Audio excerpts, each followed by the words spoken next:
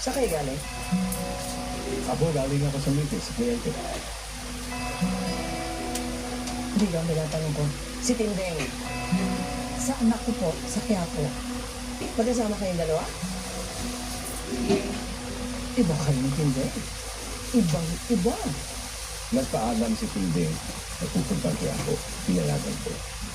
Nagkataon lang, pauwi na ako, nakita ko siya naglalakad sa kalsada at niyaya akong tumabay na ng pauwi.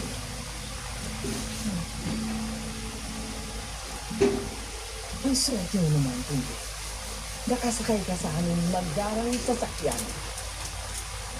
Buti na, kahit sino pang kasambahay ang makita ko naglalakad sa kalsada, yayayain kong sumabay.